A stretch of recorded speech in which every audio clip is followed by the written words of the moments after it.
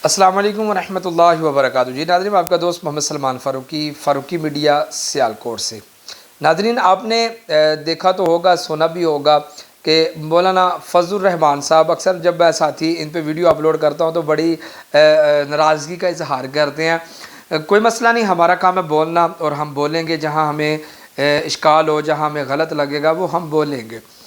अच्छा, अब मौलाना फजलुर रहमान साहब से हमने कई मरतबा ये बातें सुनी, कई मरतबा उन्होंने अपने बयान में ये वाज़िया तौर पे ऐलान किए कि इमरान ख़ान एक यहूदी एजेंट है, यहूदी लाबी है।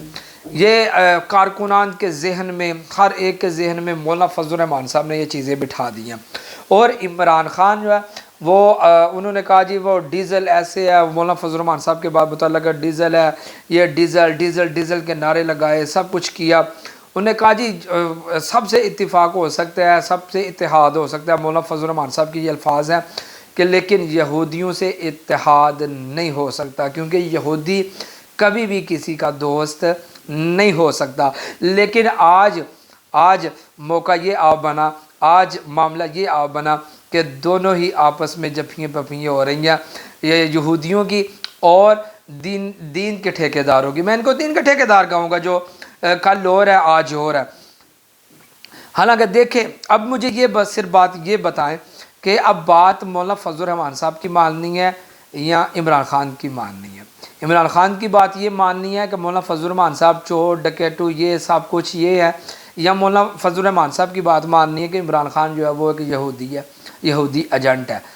मुझे सिर्फ ये बता दें ये कारकुनान कि बात किसकी माननी है। ये तो दोनों आपस के एक पेच में हो गए हैं, ये दोनों आपस में ये अब एक दूसरे के दर पे जाने लगे हैं सिर्फ। अच्छा, अब ये सारी जो मुलाकात है ये लम्हा फ़िक्रिया कारकुनान के लिए, ये लम्हा फ़िक्रिया कारकुनान के लिए, जिनके जो इन लोगों के साथ मोहब्बत का हमारा लेवल इतना बढ़ जाता है, इन लोगों के पीछे हमारी लड़ाई झगड़ा इस कदर बढ़ जाता है कि हम अपने बाई के गिरबान पकड़ने के लिए तैयार हो जाता है। अच्छा, मुझे अब सिर्फ ये बात बता दें आप कि अब इमरान ख़ान और मौलाना फजलुर रहमान ये दोनों एक पेज पे आ गए। अब मुझे ये बताएं कि अब इन दोनों का एक पेज में आना ये मकसद क्या है? क्या आपको क्या लगता है? मौलाना फजलुर रहमान साहब मुल्की मफाद के लिए? मुझे नहीं लगता। ज़रा सोचिए, एक मिनट के लिए ज़रा सोचिए कि ये मौलाना फजलुर रहमान साहब क्यों उनको अपने गले लगाने के लिए तैयार हो गया।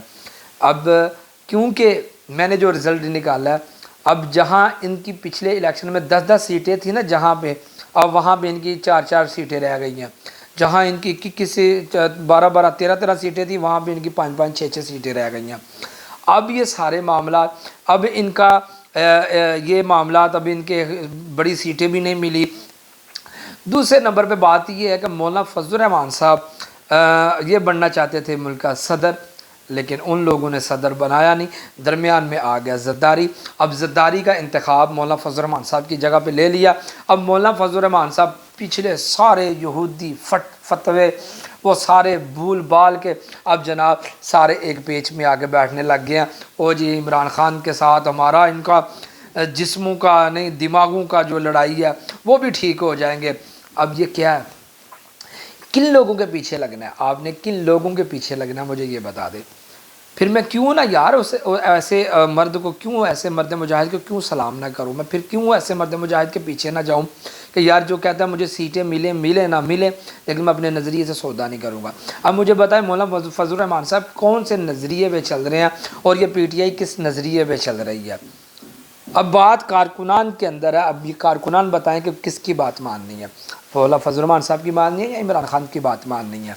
यही बात है कि इन बड़े बड़े लोगों ने, सियासतदानों के आपके जहन मुंतशिर कर दिए हैं, आपके जहनों आपकी सोच को तकसीम कर दिया, ताकि इन लोगों को हक़ाइक़ का पता ही ना चले कि असल में हम अंदर से कितने बड़े درندے ہیں, ہم اندر سے کتنے بڑے جانور ہیں اور اندر سے کتنے بڑے ڈاکو ڈکیٹ ہیں جو ہم ان لوگوں کو بیوقوف بنایا ہوا ہے. ہم لوگ بیوقوف بننے ہیں اور وہ ہمیں بنا رہے ہیں. بس یہی اسی تسلسل میں ہم چلتے رہیں گے اور ایک دوسرے سے لڑتے رہیں گے, اور یہ لوگ اپنی سیٹیں حاصل کرنے کے لیے اتحاد بھی کریں گے, سب کچھ کریں گے, اور لڑائی جھگڑا غربت جو ہے وہ صرف اور صرف میرے اور آپ کے لیے بچے گی.